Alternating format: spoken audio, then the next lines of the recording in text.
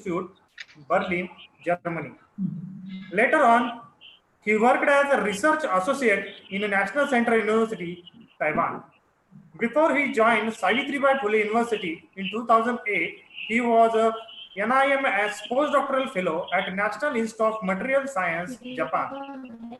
She was invited to attend the Nobel laureate meeting Lindu, Germany.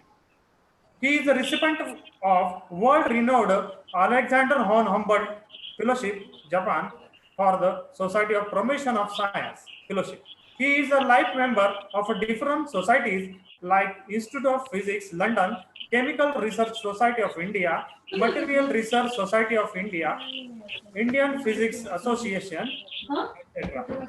He is a joint secretary of Alexander von Humboldt Academy, Pune. He has about 90 research publications in reputed international journals to his credit. He has delivered invited talks on several topics in many colleges, universities, and institutes.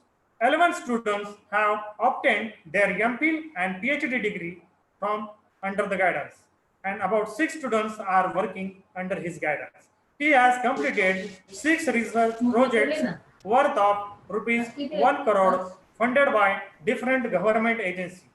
His research interests include thin film physics, surface and interface science, nanoscience, and technology for different applications. So this is the huge and dynamic personality of Dr. Sri Krishna Sartale. I invite and I request to deliver his lecture. Dr. Sri Krishna Sartale.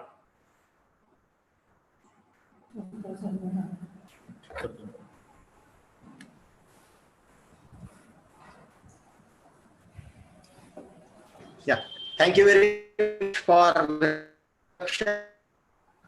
I'm very to be part of this webinar, which is organized by DP Bhosale College, Koregaon.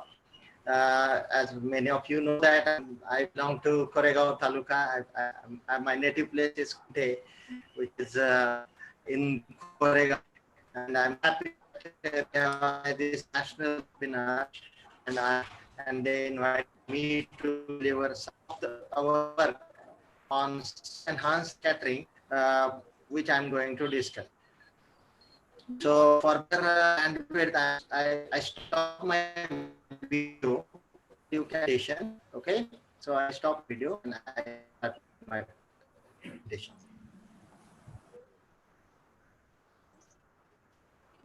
So my drink after a very beautiful, colorful presentation by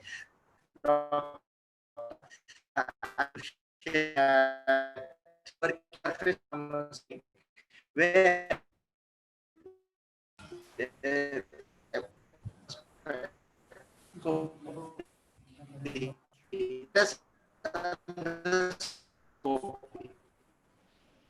basically the matter. You know that the light interacts different kind of processes. Yeah. Can you hear me?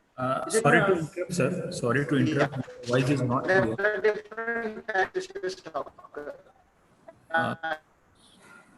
Sorry, sir. Hello, sorry, sir. Hello. Voice is not audible properly. Can you remove your Sir, I can't hear properly, sir. Hello. Yes. Posti, sir. Yes, sir. So we invite next resource person, then we. No. Wait, sir. Wait. Dr. Sartale, sir, can you hear me?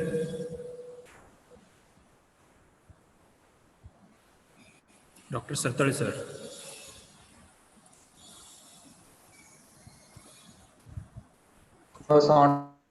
I think there is problem, technical problem. Okay, now can you hear me? No, sir. Yes, sir. Yes, sir. I request Dr. Satara, sir, if your mic is not proper, you can remove and talk. Yeah, it might be proper. Because okay. sometimes now can you hear me? Some voice is cutting, sir. Not properly. Okay. Let me use another. Yeah. 1 minute. Just give me 1 minute. Can you hear me? Yes, sir. Yes, sir. Now. Yes. Can you hear me now? Yes, sir. Yes, sir. Hello. Yes, sir. Yes, sir. Yes, sir. Hello. Sir. Yeah, you're audible, sir. You're audible, sir. Hello. You're audible, sir. Audible, sir. Hello, can you hear me, Dr. Satara, sir? Now can you hear me clearly? Yes, sir. Yes, sir. Okay. You're audible, Okay. sir. Okay. Okay. Thank you very much. Okay. Yeah. So then when we see that, like whenever the light interacts with matter, there are different types of processes occur. Like for example, we can have reflection, transmission, absorption, and scattering. We are mainly interested in here the scattering process. And again, this scattering is divided into two parts. One is elastic scattering, the another one is inelastic scattering. In case of elastic scattering, there is no change in energy, and that is called Rayleigh scattering. And the other one, which is Raman scattering, where we see change in wavelength or frequency due to scattering. Now, we know that this Raman spectroscopy, the name itself tells us that this spectroscopy was discovered and invented by Professor Raman, the only one Nobel laureate from India, and he used obviously like very simple setup with sun as a light source, and they obtained first with his colleague and student Professor K.S. Krishnan the first Raman spectrum, and they proved that due to scattering we can see some light with another frequency or another wavelength. So that's how they have demonstrated the inelastic scattering, and they got Professor Raman got Nobel Prize, and we know that the history of Raman spectroscopy.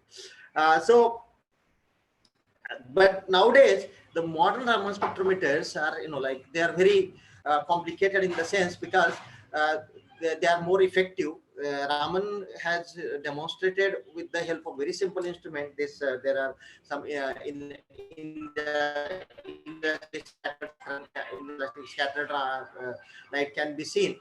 However, the modern Raman spectrometers require laser as a source, and you require very high quality filters and gratings and so on and so forth. So obviously, but this gives you very nice information about your material. Let's try to understand what is Raman scattering. The classical approach tells me that the light is basically the electromagnetic wave. It has both the electric field and magnetic field associated with each other, and whenever there is a polarizable molecule is there, what happens like the polarizable molecule will basically produces the dipole moment due to the electric field associated with this electromagnetic wave, and this oscillating dipole will radiate the light of same frequency with the incident frequency, and you will get the light which is of the same frequency, and that is nothing but the Rayleigh scattering. However, when we solve this particular equation for in electrodynamics, what we see that there are three types of terms we get. First term is what happens like this is the dipole moment, which depends upon this is the polarizability, and this is the electric field associated with the light, and this is the incident frequency.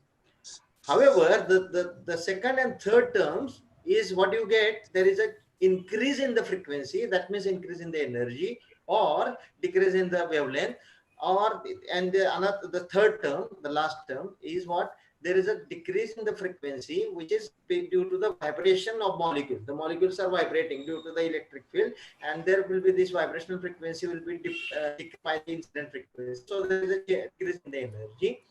And then another thing is that it of course depends upon the electric field associated with the electromagnetic wave. However, there's another term which is the polarability changing with this generic coordinate. So what do you mean by the generic coordinates? I will come to that point very soon. So you can see that what I can say that is in Rayleigh scattering, there is no change in wavelength frequency. It depends upon the electric field associated with the electromagnetic wave, and it depends upon the polarizability. However, these two terms, which are inelastically scattered terms, where you can see that this also depends upon the electric field associated with the light, incident light. However, it depends upon change in polarizability. We know that this inelastic scattering we get because of the molecular vibrations. You are having different types of vibrations. I have shown you only 4. You are having symmetric stretching, asymmetric stretching, scissoring, rocking, and there are so many. However, not all these kind of molecular vibrations are Raman active. Why? Because we have seen that the equation tells me that the term involves the change in polarizability. So alpha is the polarizability and Q is the generic vibrational coordinate. As I said, for example, it is stretching. It's the stretching. It means that then it will be R. If it is bending, then it will be theta, and so on and so forth. So only those vibrations where the polarizability change is non-zero, it is something, then those vibrations are Raman active. For example, symmetric stretching is Raman active. However, asymmetric stretching is not Raman active. It is IR active. However, it is not Raman active. So that's another thing. So we know that the Raman scattering, whenever you have a material, there are certain modes which are Raman active, and those modes are having very typical or these what you say that it is like unique frequency for that particular material, and that's how Raman spectroscopy is widely used for characterization of material. If I go for quantum mechanical approach, what we know that we are having like these are electronic states and this virtual state. These are electronic states, or you can say that these are molecular states, all sort of states. You can say that. What we know that the electrons are in this ground state, and we consider one virtual state. It can be any state, depending upon what the energy of the light source you are having. What will happen? The electrons will excite, and it will go to this virtual state, and it will come back. If it is coming back to the initial state, you will call it as a Rayleigh scattering. Okay. However, there is a possibility that the electron will go to the excited state. Instead of coming back to this initial state, it will come to the like higher state. Therefore, there is a decrease in the energy. It is also possible that when the electron will go from this ground state to this virtual state, instead of coming back to this, it will come back to the lower ground state. It means that there is increase in the net change in the energy of that. So what we can see that, so either classically or quantum mechanically, we know that there will be change in energy, either increase in the energy or decrease in the energy. However, this change in energy, you should know that this is only the difference between this, the vibrational of particular. The Raman lines, or this Raman scattering, where you are having lower energy, that we call the Stokes line, and the Raman lines where the energy by this this vibration energy, that is what we call anti-Stokes line. And the Rayleigh scattering is where you are having no change in energy. So this is the the frequency of the incident radiation. This is the like where you are additional of this vibrational frequency, and here is subtraction of vibrational frequency, or the decrease in the energy. So you can just see that the Rayleigh scattering is the intensity is very, very high as compared to Stokes and anti-Stokes. And if I compare Stokes and anti-Stokes, the Stokes lines are more intense as compared to anti-Stokes line. So this is how the like the Raman spectrum may look. What we can see that the Rayleigh scattering will be more intense, and you will get this Raman's they are having these vibrational frequencies associated with that. So on the right hand side, where we usually draw this Raman spectrum with the x-axis as Raman shift with the wave number, where you can see that these are all Stokes Raman lines, and these are identically they will observe at anti-Stokes line. However, their intensities are very weak. Therefore, we always use the Stokes line. So naturally, because as I told you that these Raman lines are unique for that particular material, because your vibrational frequencies are unique for that particular material. Therefore, we call it as a fingerprint technique. And obviously, it has a lot of application. The first and most important is that characteristic Raman frequencies. If I want to know what kind of material it is, whether it is organic, inorganic, whether it is solid, liquid, gas, all sort of materials, I can characterize with the Raman spectrometer, Raman spectroscopy. And I can tell that whether that material is present or not in the present material, and so on and so forth. For example, it is widely used, like Professor Sankpal has already told you that TiO2, for example, if it is anodized, rutile, there are different phases of the material that can be, we can understand from this Raman spectroscopy, or even in the carbon, like if it is graphite, graphene, single wall carbon nanotube, multi-wall carbon nanotube, and so on and so forth. All sort of materials can be characterized because they are having very characteristic Raman frequency.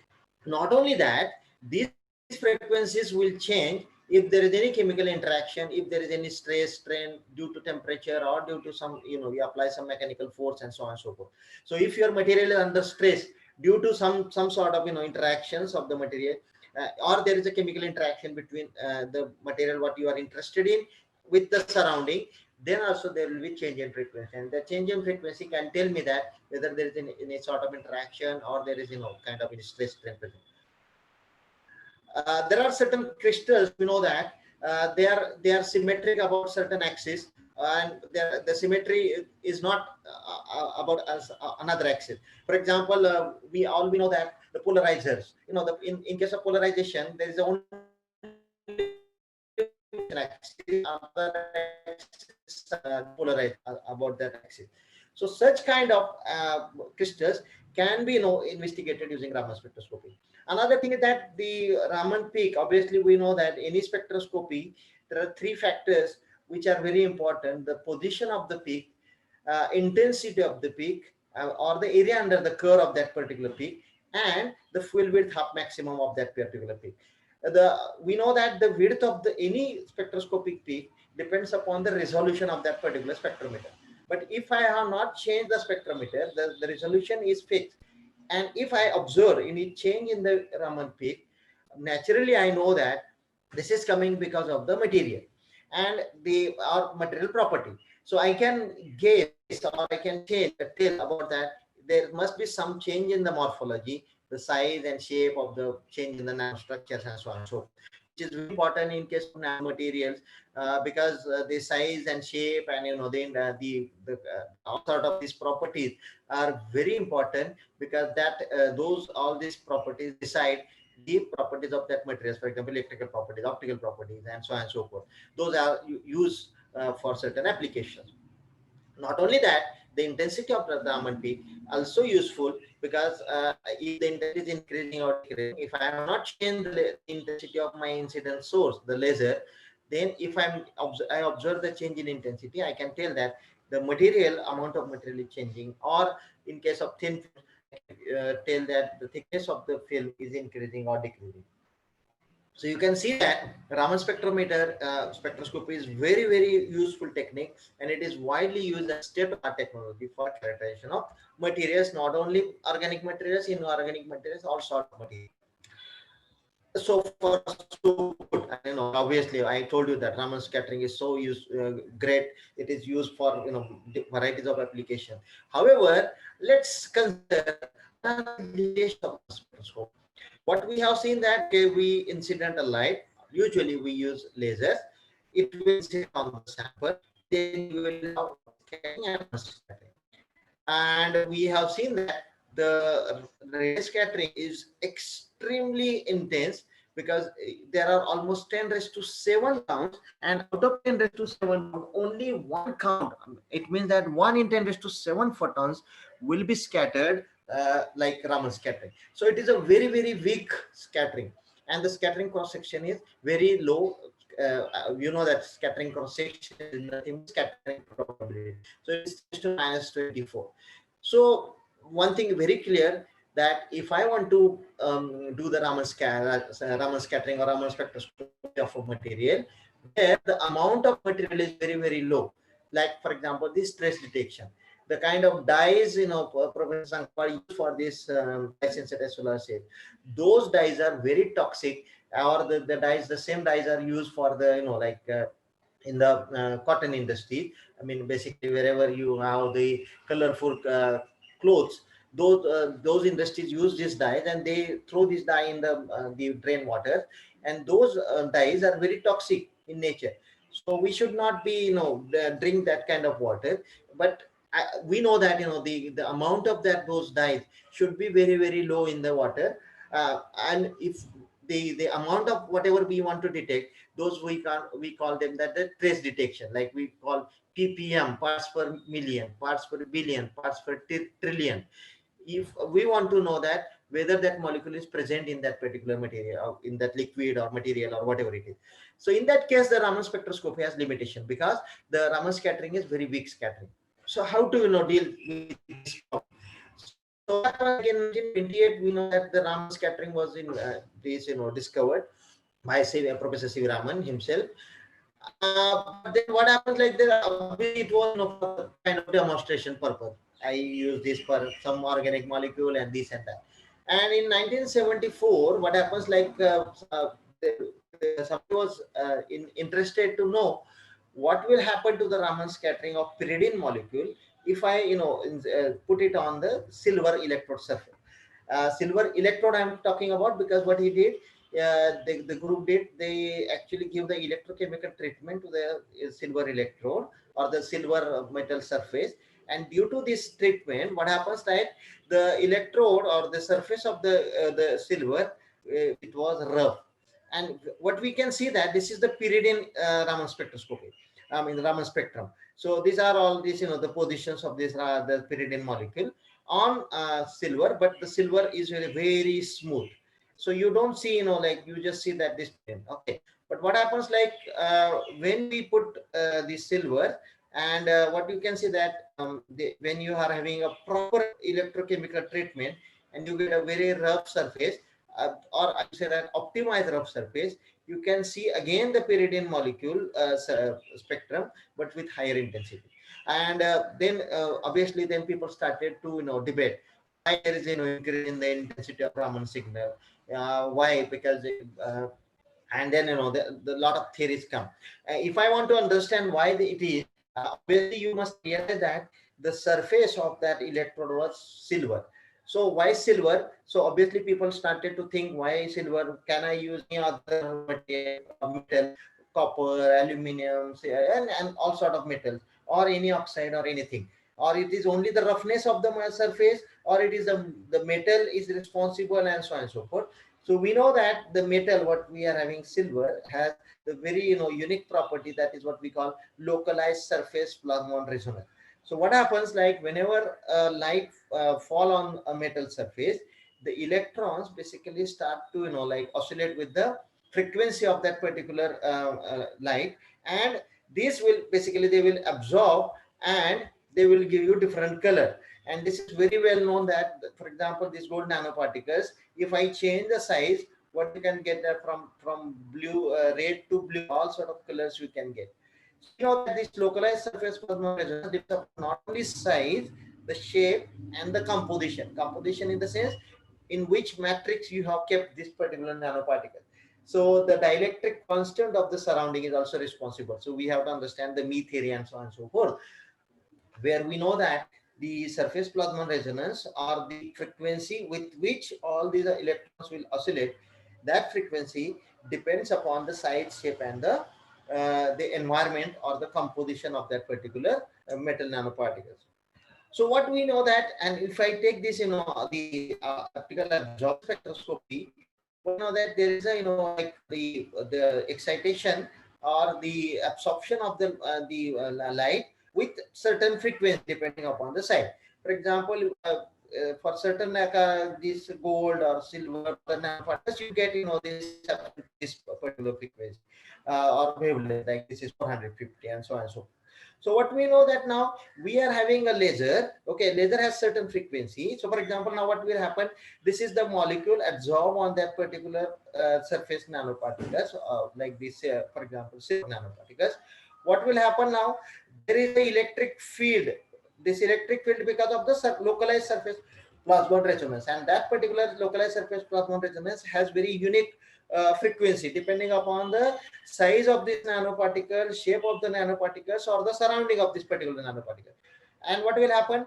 This, and we know that the intensity of Raman scattering depends upon this dipole moment, and we have seen that I have shown you the equation that mu, mu is equal to, there are three terms, and what we have seen that the mu is proportional to, or it is like it depends upon alpha, the dipole moment, and the electric field of the incident radiation, and of course the change in polarizability, d alpha into dq. But one thing we can definitely say that even though that if there are certain modes are Raman active, so those will be observed in the Raman spectroscopy. However, the intensity of those Raman peaks will be more if I increase the electric field of the incident radiation. So the one very natural solution to this problem will come into our mind is that why don't we increase the intensity of my laser source?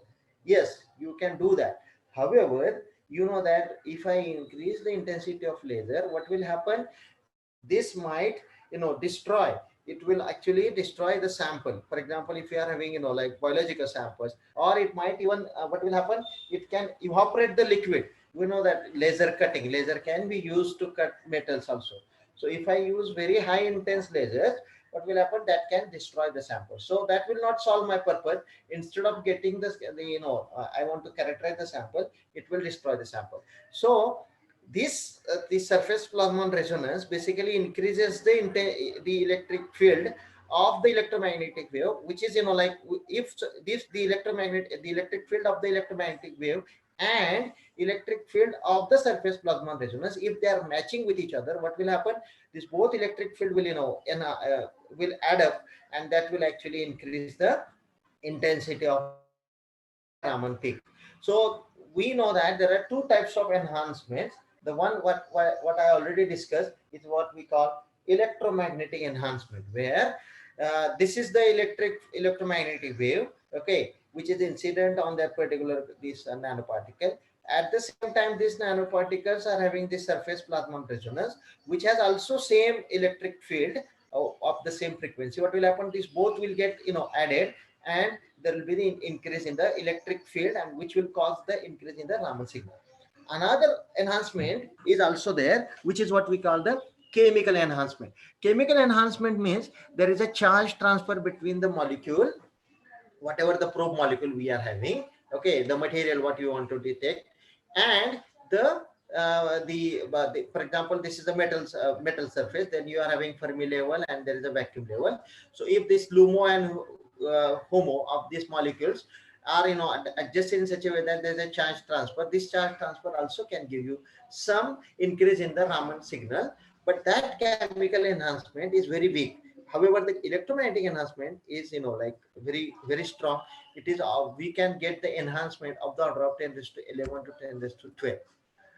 Naturally, like when this search was discovered, many people took interest, because one thing you can say that the molecules which I wanted to, characterize with the Raman spectroscopy, I couldn't, because the Raman intensity was very, very weak.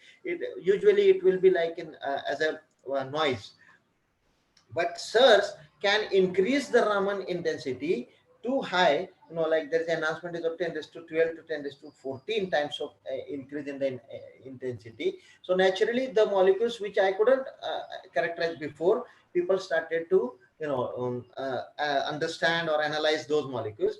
Not only that, then obviously people started to develop the search substrate. And the search substrate means the substrate on which you will put the molecule, and then you will take the Raman signal. So that's the substrate is called search substrate. And there is, like theoretical understanding, and there are many people are working on that, and now we are having tip enhanced Raman scattering and so on and so forth. So this is very, very interesting topic, burning topic. So how do you do this search? The search is very simple to do. What will you do? You will take these metal nanoparticles which has the surface plasmon resonance peak close to the incident radiation, and then you will absorb these probe molecules. These are all these, this small black spot are basically probe molecules, okay, or the material you are interested to detect. What will happen? Whenever you will incident this radiation, okay, or the laser, for example, in our case, what will happen? This laser will, give this surface plasmon resonance, and these particularly there will be electric field. This electric field and the electric field associated with this laser will give you the enhancement in the Raman signal or Raman scattering. That is what we call the surface scattering, which will be detected by the detector. What the detector is the same detector what you are using for the Raman spectroscopy. For example, this cartoon will be very, it will give you the idea how, it will increase the, or how the measurements are taking place. For example, what you are having, this is what the dye molecule, which is toxic in nature. We wanted to detect this Rhodamine 6G molecule, which is widely used in the dye industry. What will we do? Okay, we will take a glass substrate or any surface basically. Then you will put this probe molecule on that particular surface. Then we will, incident this laser, which we are having in our in the department, this 532 nanometer laser. It will incident on that particular molecule. Then we will get the scattering. Obviously, there will be change in the wavelength, and therefore we have shown it this, this color it change. This is Raman scattering. And what will you get? This is the Raman spectrum you can get. See what we have obtained from this 600 to 1800. This particular Raman spectrum is, you can just see that it is a noisy spectrum. You cannot say anything about that, whether this Rhodamine 6G is there or not or whatever.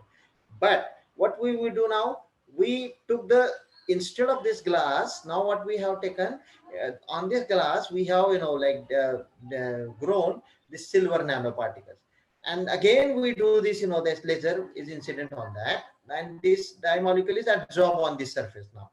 And now we have this incident wave, we have this scattering wave. It is of course Raman scattering, same Raman scattering. However, what is happening now here, you can see that initially when Rhodamine 6G was kept on any surface, there was no Raman spectrum. However, when we put it on the silver nanoparticles, what you can see that there you can get a very beautiful Raman spectrum with, very high intensity, almost, like 180K to 90K. So this is how, you can immediately see the potential of this surface enhanced Raman spectroscopy. So even though you couldn't observe this Rhodamine 6G molecule, now you can observe with this, like silver nanoparticles with this search technique.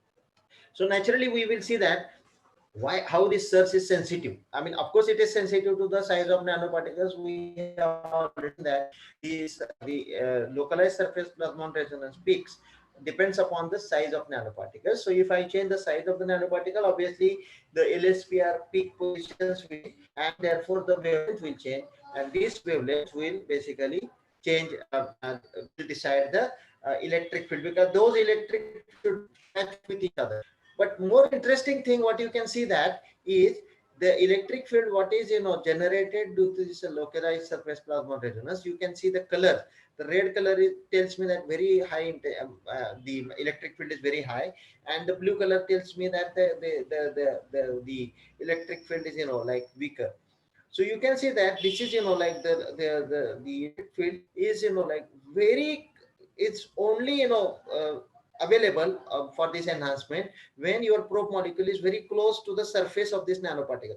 If you put the probe molecule, for example, here, you will not get any enhancement. So we have to have the silver nanoparticles or nanoparticles, all these, these plasmonic nanoparticles, where I can put this probe molecule close to the surface of this nanoparticle. And how will you do that? If I want to do that, I should not have any capping agent on this particular nanoparticles. If there is any capping agent, what will happen? This capping agent will actually increase the distance between probe molecule and the nanoparticle. So I should have I should have very, uniformly sized nanoparticles. At the same, there should not be any cap. There should not be any coating on that nanoparticles, which will prevent or which will increase the distance between the probe molecules and the nanoparticles. If that is the case, we will not get the enhancement, which whatever we are, interested in. Obviously, these nanoparticles are also dependent. The sensitivity depends upon shape of nanoparticle. For example, you can see that these are all, for example, these are all my nanoparticles. The red color I already told you. This is the simulation. Okay, we can do that with the FDTD simulation. You can see the color tells me the electric field is very high throughout. You can see that if it is the spherical nanoparticles, the red color is everywhere. So whether your probe molecule is here, anywhere you put on surface, what happen? You will get the surface enhanced. Means will be more. So this is something we call this hotspot. Hotspot in the sense the spot where the enhancement maximum. If I am having spherical nanoparticles, the hotspot or the enhancement will be uniform everywhere on the I'm having the spherical nanoparticle. However, if these two spherical nanoparticles are 3 or 4 or 5, whatever, and if they are connected with each other and if they are making a nanorod, what will happen? The enhancement is only at the edges. If probe molecule is here, okay, at the center here, you will not get any enhancement. So this is not good for my search enhancement. If, for example, if I'm having a cubic shape, this enhancement only at the corner. If it is a triangular shape, it's also same thing. For example, if I put the probe molecule here, there will be no enhancement. If it is a star shape, also this is. So this is enhanced electromagnetic field, but not everywhere, only at the corner. So I have to have these, like uniform size and coverage without surfactant of plasmonic nanoparticle. That is something we have to have if I want to get. And we have used very simple techniques. I mean, of course, there are lots of techniques have developed that can give me uniform size nanoparticles. But the technique what we are using presently in our group is what SILAR and in a spin coating. Professor Sankar has already discussed about SILAR. But one more advantage, because most of the people have used this SILAR technique for oxides and semiconductor thin film. We have used it for basically growth of nanoparticles. We can grow both silver, gold, or you can have like combination of silver, gold nanoparticles. And it's very useful because it's not only like you have to use this like only glass, but you can use for example cotton, paper, any porous substrate, and so on and so forth. We are exploring this for other surfaces also.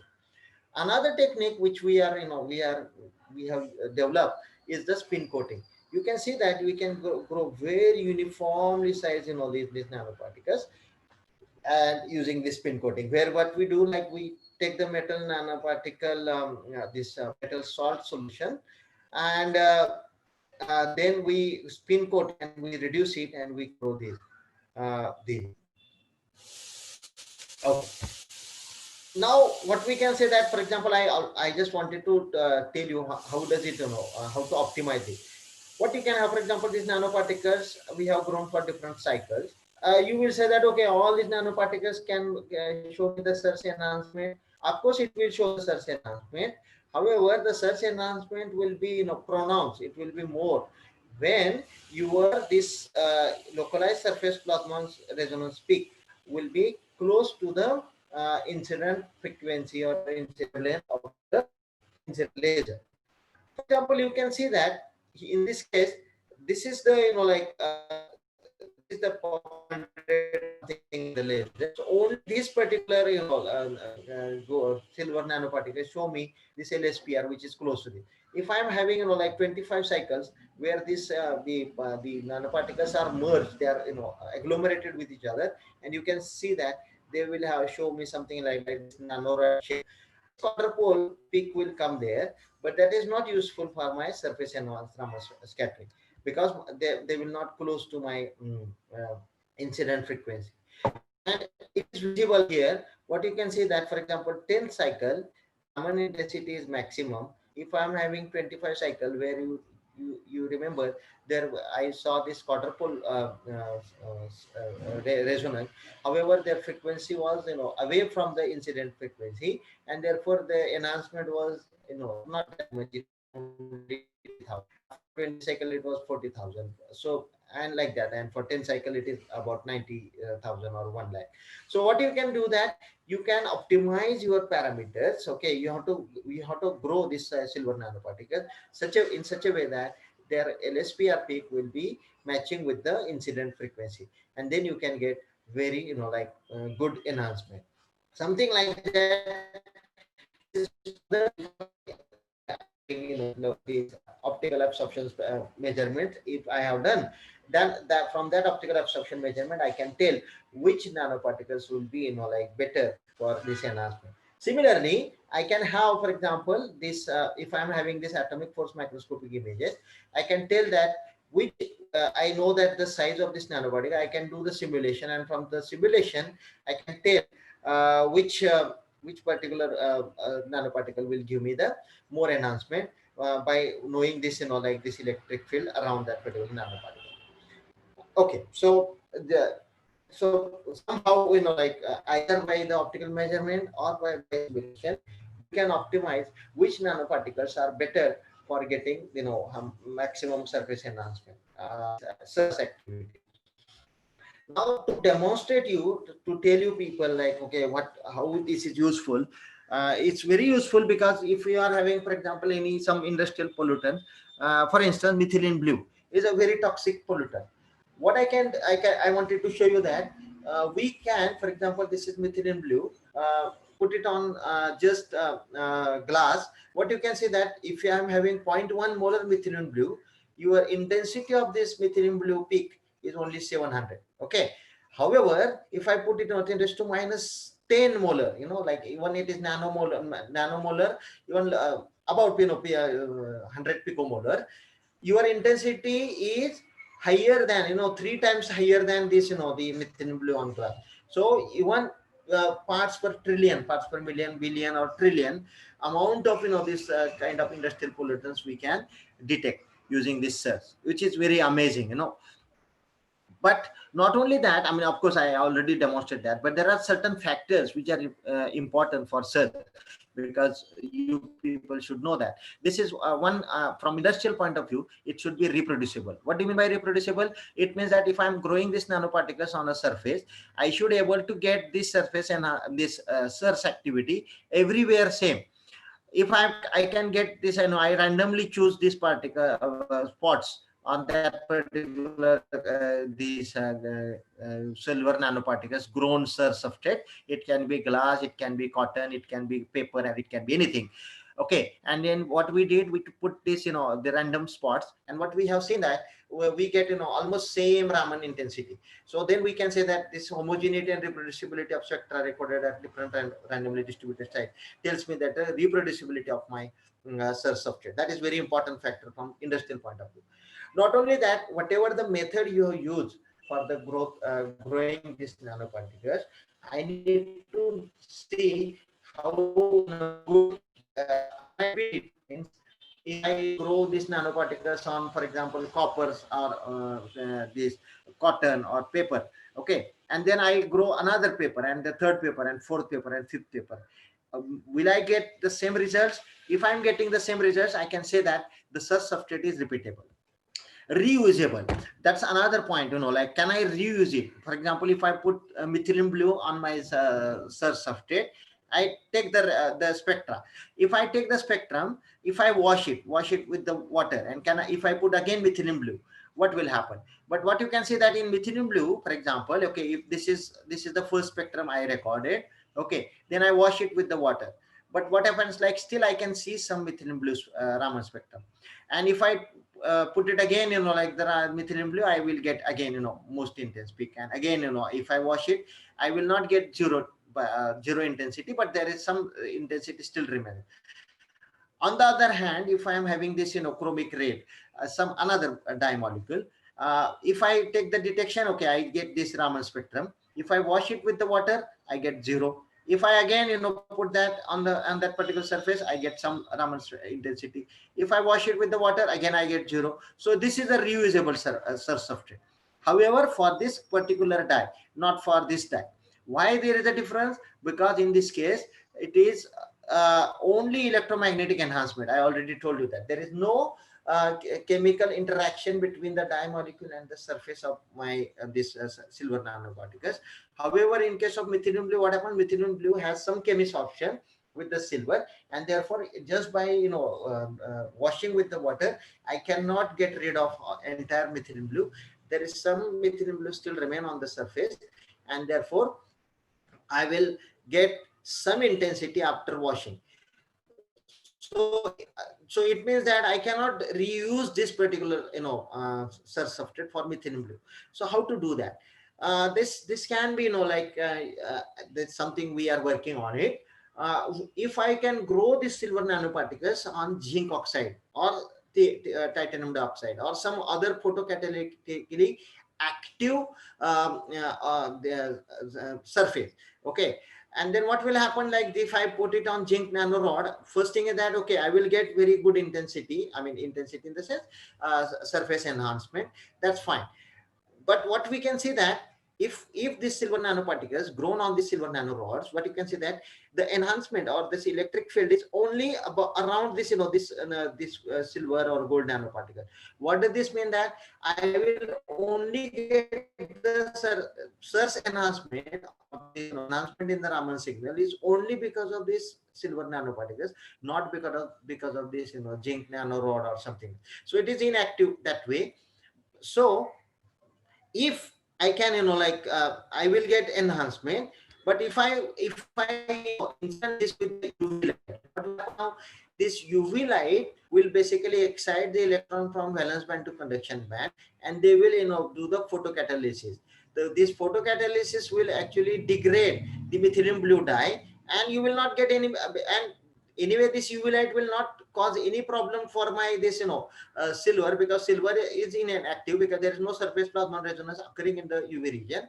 But this UV light will, what will happen, it will, whatever this the probe molecule, for example methylene blue, absorb on the surface, this will degrade it, and I will get I can clean this or UV cleaning, something like that we can call. And this UV cleaning, after UV cleaning, I can use it again for my source measurement. For example, you can see that this is the methylene blue before UV clean. You can see all this methylene blue Raman spectrum. After UV clean, you get this, and these peaks are basically the zinc oxide peak. You don't get any methylene blues Raman signals. And again we drop this methylene blue on that, and I can again use it. So I can use this reusable surface, reusable substrate, by using UV cleaning. So something like that we are now planning to use. We are working on it. We are growing these nanoparticles on photocatalytically active oxides or semiconductors, and we grow silver nanoparticles on that, and we will see again the source reusability. Okay, very few minutes, I will finish. In order to demonstrate you that, okay, I already told you that methylene blue can be detected with parts per trillion, or 10 raised to minus 10, minus 11 molar. Such a low quantity trace detection I can do of methylene blue. Similarly, like we are also working on this milk adulterants. So we know that milk is very important as a source of for all proteins, fats, carbohydrates, and vitamins. So it is, of course, everybody need to have milk in their meal. However, what happens, like this milk, obviously, because many people need it, and so the companies, what they do, the milk adulteration. We all know that the milk adulteration by water is fine, because it is, it will only, you can add water, but this will not cause any problem to whoever will consume that milk. However, because of like there's a competition and the demand and all these things, and like the ethics has already gone, so many companies try to adult this milk adulteration by other things like urea, formylene, detergent, and so on and so forth, hydrogen peroxide. But mainly they do it with the melamine. Melamine is otherwise used for this like all this melamine coating, melamine dinner set, and so on and so forth. So what does this melamine does? When I put this melamine in milk, see, usually what we say that why the buffalo milk is better than cow milk, because the fat or the protein content of the buffalo milk is higher than cow milk, and therefore we pay more money to buffalo milk, right, than the cow milk. The same way, what will happen, the melamine will actually falsely increase the protein content. Actually, there is no increase in protein, because melamine has no proteins. However, what will happen if I add melamine in milk? What will happen? The milk, whatever the protein content it has, it will increase the protein content, and therefore like you will feel that, okay, this milk is better because it has higher protein contents, and you will buy it. And that's how like these people started to add melamine. And then what happened now this is the problem, because this melamine whatever the routine techniques what you are having in the case of milk quality detection, this will give me that okay, this is high protein content milk, so I will buy it. So the Chinese were actually doing this. So in 2008, this is what we can we know that this is a Chinese milk scandal. You know, right now we are having COVID-19 scandal. This President Trump said it is Chinese virus. Similarly, like there was a Chinese milk scandal. What happened? Like these Chinese people were actually adulterating the milk with the melamine, and they were the pet food they gave. And in 2007 they found that many dogs and cats died due to this kidney failure, because they were buying this pet food, because Chinese food, I mean Chinese products are cheaper, so many United American people were buying it. Not only that, in 2008 itself, what happens, like they were victim of that, this particular melamine scandal, I would say that, because they were adding melamine in the milk and people were buying it because that milk was showing that very high protein content. So you can see that it almost 3,000 babies were victims in China. 6 babies died because of the kidney stone, just born baby. There is no way that they will be having kidney stones, but this kidney stone was because of this melamine. 54,000 babies were hospitalized, and then almost 11 countries stopped imports from Chinese dairy products. So, and obviously the 2 people were got executed. They actually hanged those 2 people and so on and so forth. So, but this was a big scandal. All like milk products from China were destroyed. You can just see that this Chinese official are discarding melamine tinted milk. And there was a time that in China, there in any store there was no milk, because all milk was adulterated with the melamine. So they were just thrown away all this milk product. Obviously, then so up to that time, nobody was thought that okay, milk can be adulterated with melamine. But then people in all over the world, people started to think of melamine very seriously, and in our India also now, our FSSAI has actually taken this, and they say that it is permissible limit is only 1 milligram in 1 kilogram of infant powder formula, and only 0.15 milligram, okay, in the you can have for the infant, means for baby, and for others you can have only 2.50 milligram in 1 kilogram of this milk product. Now you can immediately see that it is very difficult, because it is a trace detection. This is a very small amount of melamine you have to detect.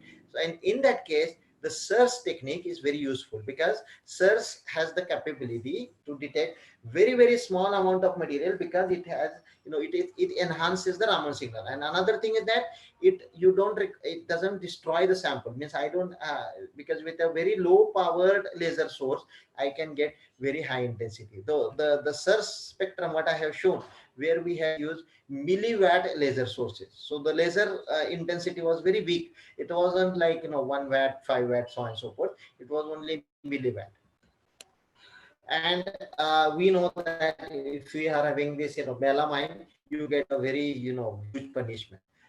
How do you do that? It's a very simple. You have this milk adulterated with melamine. You centrifuge it.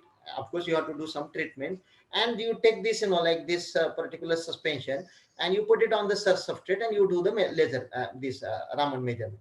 You can see that if I do this normal Raman spectrum of this adulterate this on, for example, I put it on glass or any surface, what we can see that there is no Raman signal. But if I put this this melamine in the milk, and if I do this, you can see like almost 25,000 K. And I want to tell you here that the melamine what we had added, it is only below the limit whatever FSSAI has set. So for example, it was 0.1 milligram in 1 kilogram, right, for the infant. So if I have very small amount of melamine, still I will able to detect it. So this is very useful technique that way. Not only that, the SIRS is also useful for the pesticide. We know that all the farmers spray this pesticide, and there are certain food items I cannot, boil it. There's only, for example, apple or some, cucumber or something like that, which I have to eat raw. And if I want to eat this raw, so these pesticides also can be detected. For example, you can grow this, nanoparticles on a, flexible tape, adhesive tape, and I can put this adhesive tape on this, surface of this apple or some, food item, and I can do this search measurement, and I can do that. So that's also something we are working on it, and or somebody can work on it. Why we are, doing this this webinar? Otherwise, we would have a seminar, meeting with each other. However, now it is not possible. Yeah. Hello. Hello. So what we can say that this COVID-19 also can be done with, these viruses can be detected with this. For example, this is one, which already a review has come, with like surface enhanced spectroscopy for pharmaceutical analysis, and where he this Johannes Kiefer writes, it is, between what it may contribute to the development of target specific treatment, for example, for the currently spreading coronavirus. This is just COVID-19. So SIRS is also useful for that also. So I will conclude here. For example, what I already told you, that surface enhanced Raman spectroscopy is very, we have discussed how it is, it works. I told you that there are two enhancement: electromagnetic enhancement and chemical enhancement. The electromagnetic enhancement is more responsible, and for electromagnetic enhancement, we require these plasmonic metal nanoparticles, which we call noble nanoparticles, which can be used as a substrate because they have this localized surface plasmon resonance property, and they can be used for trace detection of environmentally toxic dyes as well as food adulterants and harmful pathogens. If you are working on this substrate, you really need to understand there are 4 R's. The search substrate should be robust. It should be cheaper, so that I should be able to grow these metal nanoparticles, or which shows this LSPR on any surface. It should be robust. It should be repeatable. I told you that repeatable means what? Reproducible and reusable. If somebody can do that, it has huge potential in varieties of application. Thank you very much for listening to me. Our work was, basically it was got coverage in Sakar newspaper. Thank you very much. If any questions, please ask me. Thank you, sir. Thank you very much for a nice Sir, presentation. can I ask a question? Sure. That is, Yes, sir. I have one question, please. Sure. Dr. Sartaj, sir, it was very nice lecture. Thank you very much. What I wanted to know, HPLC technique and Raman spectroscopy technique, which is better? Sorry, which HPTLC. Which one? HPTLC. See, right. HPTLC, I'm not very much about that. For HPTLC, you have to dissolve your sample in some liquid, right? You cannot use your sample as it is. Can you?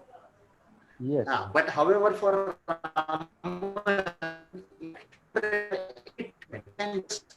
sample as it is, you put on any surface and you just take the Raman spectrum. So you don't require to redissolve and this and that. For example, the Raman spectrum what I have shown you, for example, methylene blue. If I want to do this, I will take the methylene blue solution. I will take a drop of that solution, and I will put on the glass surface or my surface, and I will dry it, and you can do that. In fact, you can do it in the liquid state also. However, for liquid, the scattering will be, will cause a problem. You have to have very special setup where you can do this, Raman measurement for liquid samples also, or even for gas samples also, but require a special arrangement. So obviously, Raman spectroscopy is better than HPLC. Okay. Thank you, sir. Thank you. Yeah, thank you. Thank you, sir. Thank you. Very nice presentation on the SERC. So on the behalf of Rare Sections of Tiny DP Bhosale College, Koregaon, I'm very much thankful to you for a nice presentation. Thank you, sir. So I will request to Dr. Vijay Kumar Kosti, sir. So start with third session. Dr. Vijay Kumar Kosti, sir.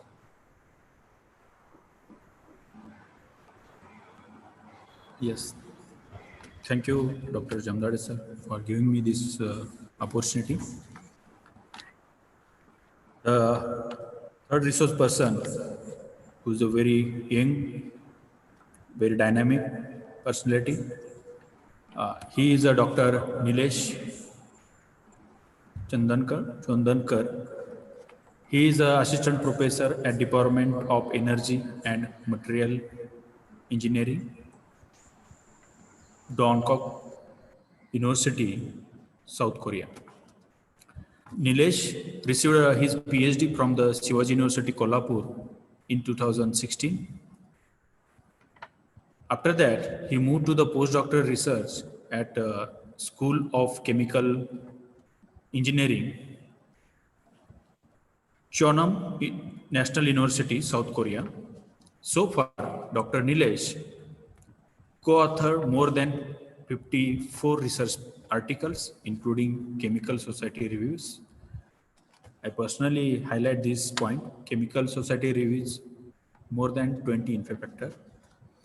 After that, Journal of Material Chemistry A, Small, Chem Suschem, NPG, ASEAN Material etc. and so on. He achieved over 1800 citation, and he have H index 23 and I index I10 index 634. His current research interest including the synthesis and characterization of atomically thin hybrid material for the flexible energy store device, including the supercapacitor and alkaline rechargeable batteries. So I hand over to Dr. Nilesh. Please, Dr. Nilesh. Yeah, thank you, sir. Can you hear me? Yeah. Yeah, can you see my screen, my presentation? Yes, it is. Thank you, sir. Thank you, sir. So first of all, thank you very much, the organizing committee of this webinar, for inviting me to present my work in this webinar. Especially thank you very much to the principal, Dr. Sawant sir, and convener of this webinar, Jamdade sir. So the title of my today's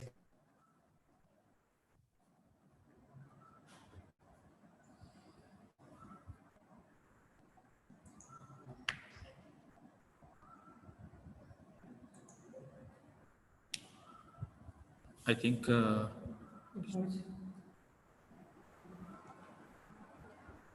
hello, Dr. Nilesh, can you hear me? I think you are not audible. Can you unmute your mic, please? Yeah, now. Yes, sir. Okay, Yes. so Yes, sir. the title of my today's presentation is True Performance Metrics for the Supercapacitor, Asymmetric versus Hybrid Supercapacitor.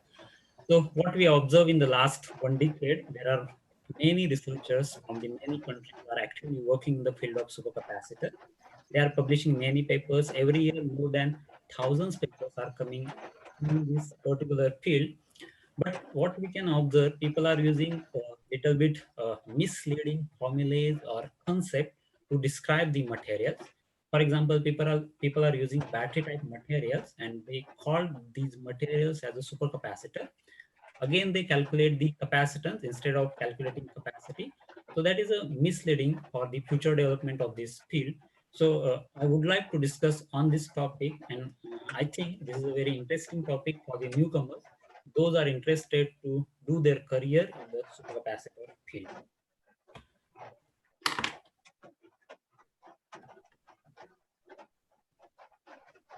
This is about me. I did my master from the Shivaji University, Kolhapur.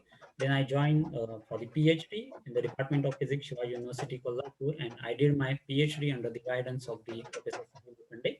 And I work During my PhD, I work on the flexible supercapacitor. After completion of my PhD, I joined Chungnam National University, South Korea, for my first postdoc, and I worked there on the A of the atomic layer deposition for the supercapacitor. And presently, I'm working as an assistant professor at the Dongguk University, and my research interest is supercapacitors and alkaline battery. So whenever we are working on particular topic, we must have some motivation. So as I work on the energy storage device, there is certain motivation. So what is the decarbonization? So presently what we can observe, the maximum energy demand of the world is fulfilled by the fossil fuel energy resources. These energy resources are responsible for generating CO2 gas. Not only CO2, there are these energy resources can generate other type of gases also, and these gases are harmful for the living entities. Uh, entities. So what we can do? So how to control the CO2 emission?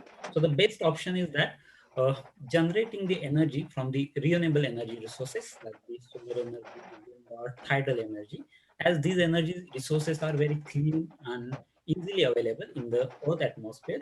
So we can use these energy resources and we can control the uh, air pollution. But what is the problem with these energy resources? These energy resources are not available at all the time. The nature of these energy resources changes from one season to another season. It changes from the one region to another region. So we need to store this energy in particular energy storage devices. So if you consider this graph, so in 2019, the wind energy generation of the Germany, we can see there are lots of fluctuation in the energy generation. So we want constant energy supply. So what is the solution? So we can store these energies whenever these energy resources are available in the energy storage device, and we can use this energy whenever these energy resources are not available. For example, we can store solar energy in the daytime, and we can use that energy in the night. Again, our day-to-day life activities are depend upon the many electronic gadgets, and these electronic gadgets particularly depend upon the energy storage devices. If your energy storage device have high energy storing capacity, then we can use that electronic gadget for the longer time, so that we need to develop such an energy storage device having higher energy storing capacity as well as other certain parameters. So what kind of requirement, what kind of features must we have developed energy storage devices? So these are some parameters. So first parameter is the developed energy storage device must have the maximum power density. Then what is the mean of power density? Power density is nothing but the rate of energy delivered to the output circuit. So the developed energy storage device must have higher power density. Then second requirement is the developed energy storage device must have higher energy storing capacity. That means must have higher energy density. So if you want to use the electronic gadget for the longer time, the energy storage device which is used in that electronic gadget must have very high energy storing capacity. Then third feature is the charging parameter of the energy storage device must be insensitive. Means the developed energy storage device must be charged within 1 minute, 2 minutes, or 3 minutes, so that we can save our time. Generally, what we can observe, our mobile batteries take at least 50 to 60 minutes to charge. So if you develop such an energy storage device that can be charged in 3-4 minutes, we can save our time and we can utilize that energy storage device for our work. Then in order to save the energy, in order to save the loss of energy, the internal resistance of the developed energy storage device must be very less. Then the developed energy storage device must have long life without degrading its initial property. That means if initially your energy storage device have 20 watt hour per kg of energy storage capability, so after 1000 cycle, 2000 cycle, your device must have similar type of electrochemical characteristics. And again, to use that developed energy storage device for the advanced applications, advanced electronic gadgets, the device must be portable, lightweight, and small volume. But we know that we will not get all these parameters in a single device. For example, if we are going to increase the energy density of this any device, any energy storage device, we are going to lose the power density. And if you are going to increase the power density, we are going to lose energy density. And we are not magician to develop the energy storage device having all these parameters in a single device. Then what is the supercapacitor? The supercapacitor is one of the energy storage device having higher energy storing capacity than the capacitor, while a higher power capability than the batteries. So what is the recent trend? Recently, people are trying to increase the energy storing capacity of the supercapacitor by maintaining its power density, cycling stability, and all other features. So on the basis of the material, different materials are used for the supercapacitor. So first is the electric double layer capacitor. That means carbon-based materials are used in this type of supercapacitor, which are well known for their high power density and cycling stability. Then pseudo-capacitive material. These materials are well known for their higher energy storing capacity than the EDLC type material. And last class is a Faradic material. The Faradic materials are generally battery materials which are used in the supercapacitor to enhance the energy storing capacity of the supercapacitor. So in actually, what is the difference between the batteries and supercapacitor? Because there is a confusion between research community, because the construction of the battery as well as supercapacitor is same, because both the energy storage device contain cathode, anode, positive electrode, negative electrode, and electrolyte, which is separated by the separator. Then there is confusion. What is the major difference between the batteries and the supercapacitor? So here we can classify supercapacitor in the first generation and in the second generation, and this figure shows the schematic for the battery. So in the first case, double layer capacitor, the charge storage occurs via the adsorption and desorption of the electrolyte ions at the surface of the electrode material. While in case of the pseudo-capacitor, that is the second generation of the supercapacitor, so the surface redox reactions occurs.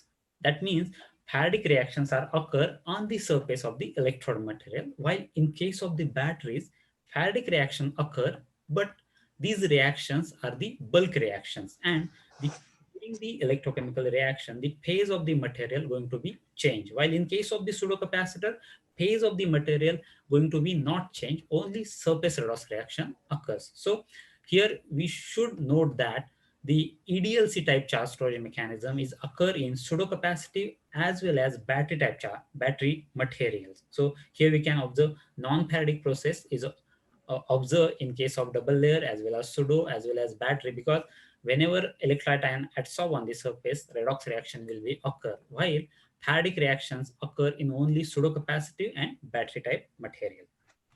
So these are electrochemical characteristics for the double layer capacitor, pseudo-capacitor, and the battery type. So in case of the double layer capacitor, what we can observe, exactly rectangular shape of the CV curve, triangular charge-discharge curve, while in case of the pseudo-capacitive, distorted CV curve and non-linear charge-discharge curve is observed. While in case of the battery, we can observe prominent redox peak, while charge-discharge curve shows the Part-2 region in the charging and discharging curve.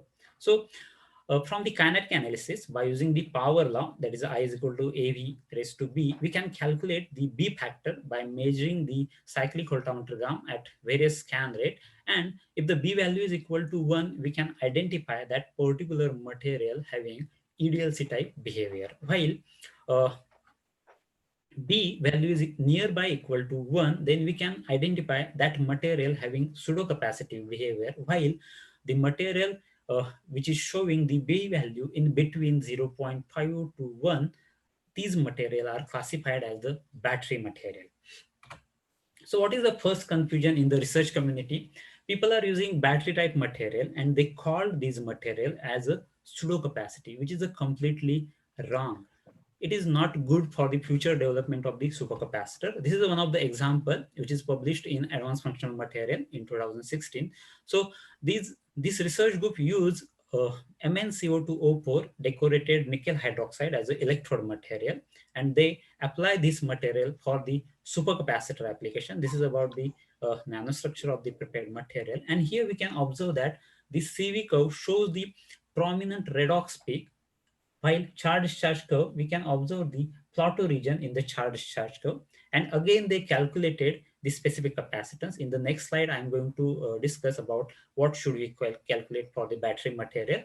So calling battery material as a pseudo capacitive or is completely wrong. Again, calculating the specific capacitance for this type of material is misleading. So here we can observe that the values of the specific capacitance is more than 2000 farad per gram. And if you compare these values with the supercapacitive material like MnO2, ReO2 or conducting polymer, these materials showing the capacitance value in between 500 to 600. So this is completely wrong and misleading. So the next example is similar type. In this article, people use cobalt hydroxide based material, which is combined with the reduced graphene oxide.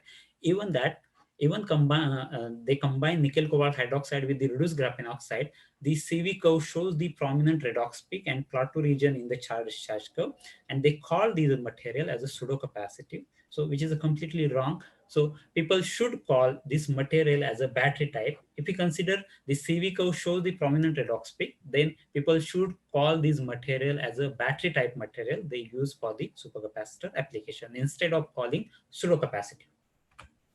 Then here we can discuss what should we calculate, whether we calculate capacity or capacitance, because in many cases what we can observe for battery type material, people are calculating capacitance, while in many cases for double layer material, people are calculating the capacity, which is wrong. So here we can see what should we calculate, capacity or capacitance. So figure A and D shows the CD and charge discharge and the cyclic voltammetric curve for the EDLC type capacitor.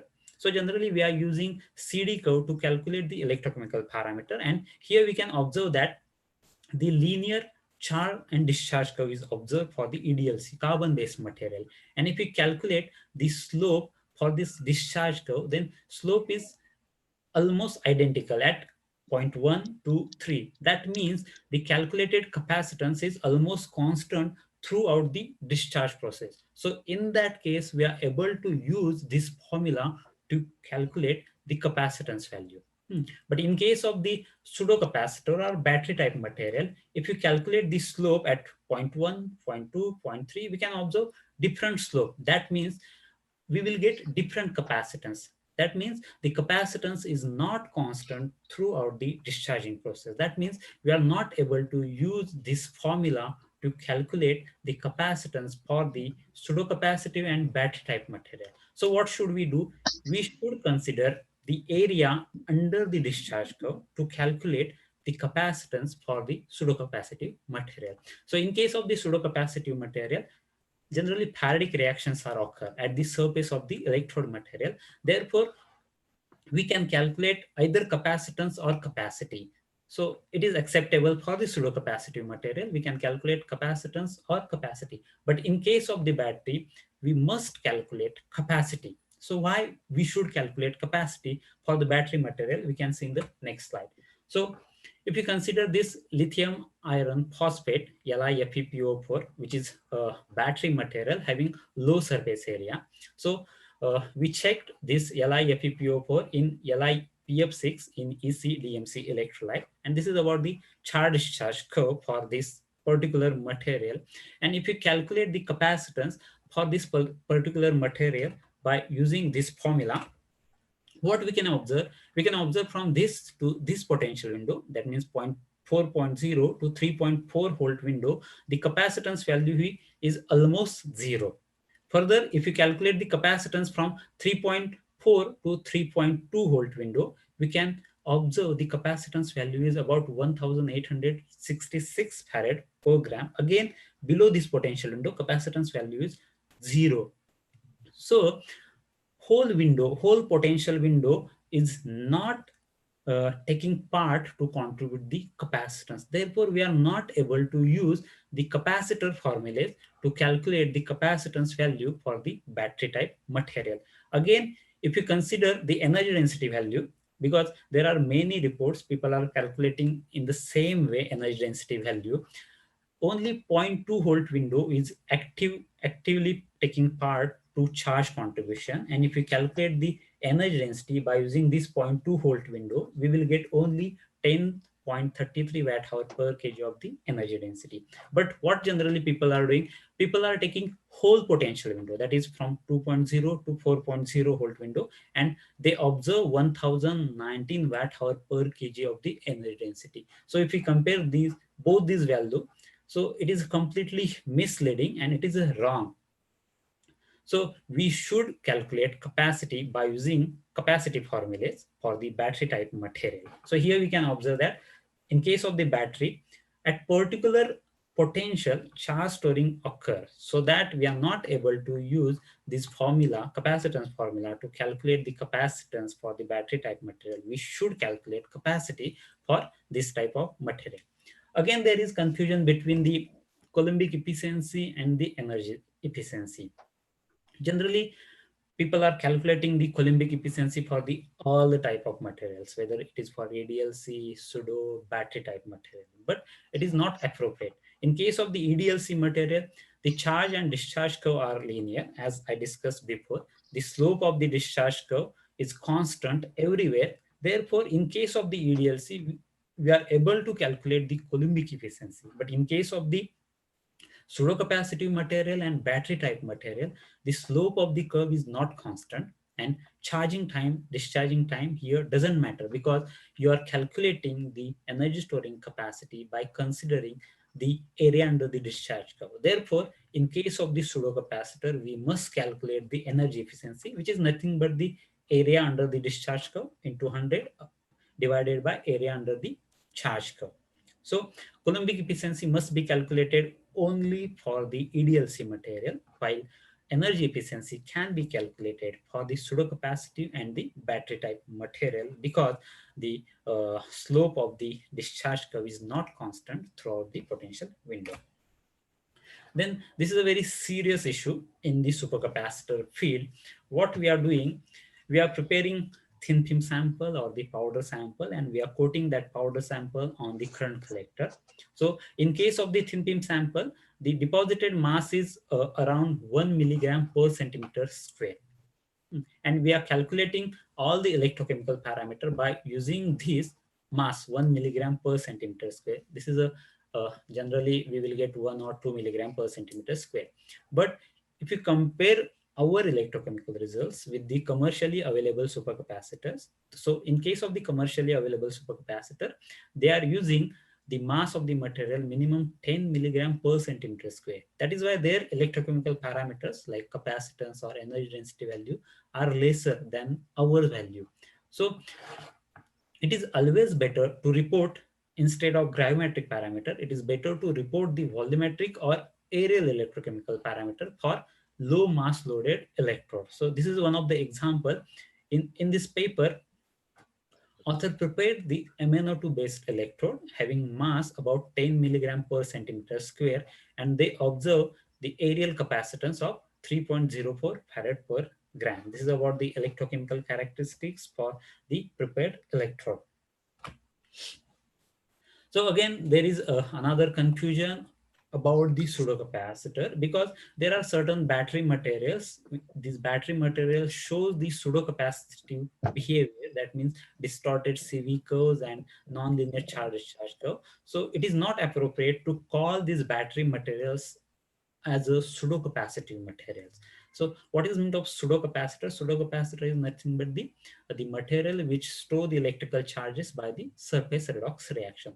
So what scientists did, scientists classified this pseudocapacitive material in surface redox pseudocapacitor and intercalation pseudocapacitor. So in case of the surface redox pseudocapacitor, these MnO2, ReO2, MaxN, and tungsten oxide based materials are classified. So if we consider these materials, so their electrochemical parameters are intrinsically pseudocapacitive. That means if we prepare this material in bulk form as well as nano form, these type of material shows similar type of electrochemical characteristics. While in case of the intercalation pseudocapacitor or extrinsic pseudocapacitor, if you change the dimension of the material, you will get different electrochemical characteristics. For example, this material, LiCO2.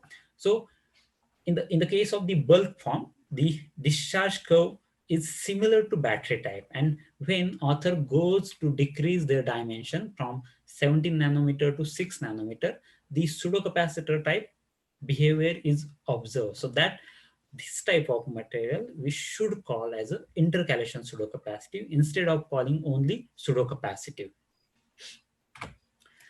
Then again there is confusion because the supercapacitor contain two electrodes, and when people are using different two electrodes, positive electrode and negative electrode, they call that supercapacitor as a asymmetric supercapacitor. So I would like to mention here all such kind of supercapacitors are not asymmetric. So these type of supercapacitors are classified into asymmetric or hybrid. So see here one example here. What author used, they use nickel cobalt hydroxide coated cobalt oxide, and they use as a positive electrode, and negative electrode is activated carbon, and they call this supercapacitor as a asymmetric supercapacitor, which is a wrong and which is a misleading for the research community. So we need to rectify this. So on the basis of which material we use for construction of the supercapacitor, we should call abbreviate this supercapacitor either asymmetric device or hybrid device. So in case of the asymmetric, we are able to use only carbon-based materials, that means EDLC type materials and intrinsic pseudocapacitor type materials. That is, we can use one of the electrode as a EDLC, another as an intrinsic pseudocapacitive, or intrinsic ED or EDLC, but both these materials should be work in different potential window. Similarly, we can use intrinsic pseudocapacitive, but different materials and working in a different potential window. So in case of the hybrid supercapacitor, we can use EDLC type one electrode or battery type another electrode, battery type positive electrode or EDLC type electrode, battery type positive electrode or extrinsic. So here I would like to mention that if we are using extrinsic pseudocapacitive material for developing this supercapacitor, we should call this type of supercapacitor as a hybrid supercapacitor. This type of supercapacitor is not asymmetric supercapacitor. So according to material which we use for developing the supercapacitor, we should abbreviate this supercapacitor either asymmetric or hybrid supercapacitor. So this is one of the example of the asymmetric supercapacitor. In this article, author used ruthenium oxide as a positive electrode and Maxene, titanium-based Maxene as a negative electrode. This is about the synthesis process. They use hydrogen process to prepare this material.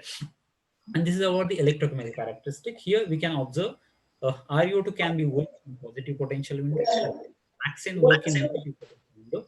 So this type of supercapacitor, because both these materials are intrinsic pseudocapacitive, therefore it is called as a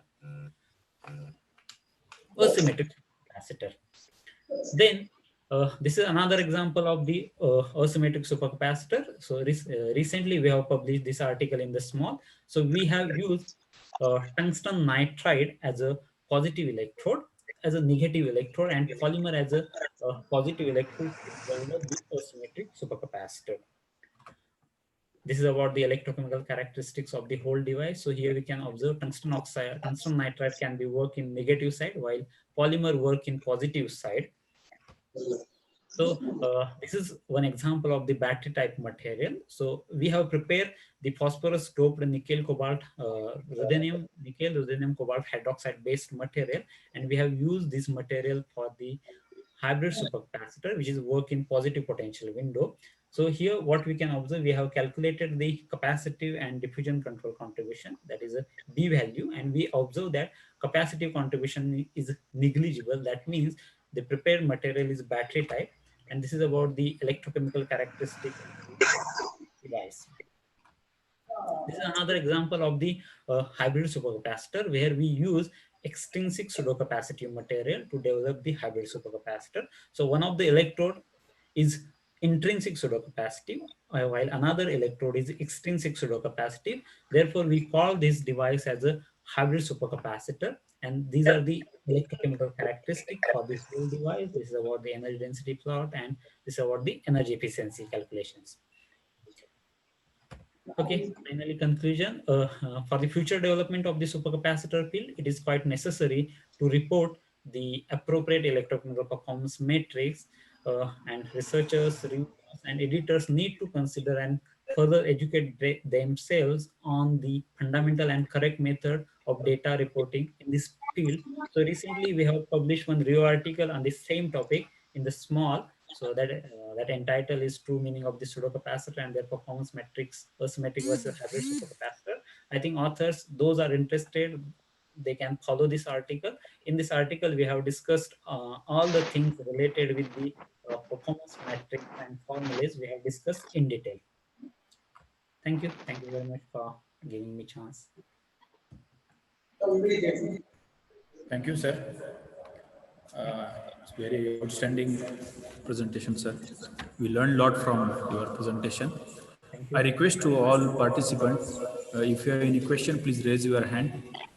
I will unmute your mic. You can ask the question. Secondly, there are few questions. Yeah. Quite basic, but yeah, might be master or bachelor student. Just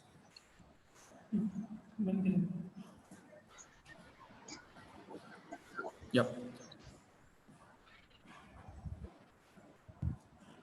What is the electromagnetic source? She asked.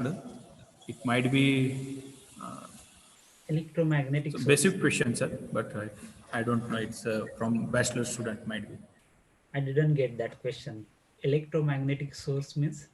Yeah, electromagnetic source, something like Yeah. that. She asked. In case of the supercapacitors or Yeah. Yes. they are not Yes. using electromagnetic source. Yeah, maybe relevant to that, sir. Yes, sir. We are not using any Hello, question is that what is mean by electrochemical capacitor?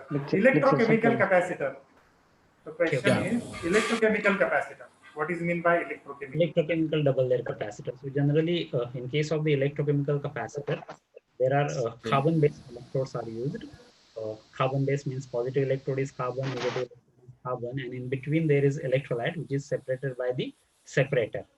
So this is a fundamental design of the electrochemical capacitor. Okay, sir. Thank you so much, sir. Jandar sir, do you have any other question? No, sir. No, sir. Continue. If there is no question, then I would like to thank Dr. Nilesh for giving a very fantastic presentation with us, and you have cleared a lot of basic problem, and we learned a lot from you, sir. Thank you so much. Yep. The fourth resource person I'm going to introduce, who is again very young and very impressive CV here. I'm going to introduce Dr. Amar Patil. Amar Patil, he is currently working as a GSPS postdoctoral fellowship. I would like to highlight this point. GSPS is a very prestigious fellowship in Japan, and he got the fellowship. I'm very impressive, sir. He is currently working in Japan, Hirosaki University, Japan. He received a PhD degree in 2018 from Shivaji University, Kolhapur, India, in physics department. After that, after the PhD degree, he moved to the South Korea for a postdoctoral research in Sonchon National University, South Korea, in 2000. In 2013, he worked as a lecturer at a new college, Kolhapur. After that, in 2014, he received a project assistant position in Shivaji University, funded by Dist Inspire program. And during the PhD, he He have published 26 international paper, and among from that some are very reputed journals. He also published one book chapter and attended 15 national as well as international conferences. Very impressive, sir. He's a research skill in a design and develop of nanostructure hybrid material for the energy conversion and storage technology with a special focus on the supercapacitor and batteries. I would like to uh, welcome Dr. Amar Patil for fourth uh, session. Dr. Amar Patil. Can you hear me, sir? Dr. Amar Patil. Can you hear me? Yes, sir. Dr. Patil, sir? Can you hear me, sir? Hello. Yeah. Hello. Share your screen, sir. Share your screen.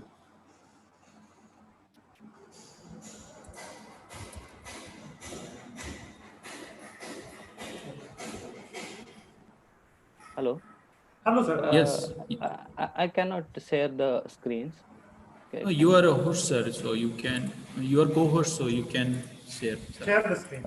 I seen the message host disables participant screen. Now can you see something? Yeah.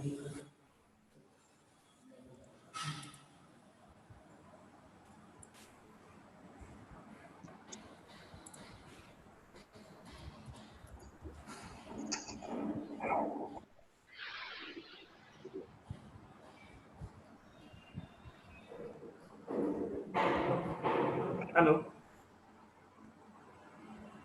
Are you audible? Patil, sir.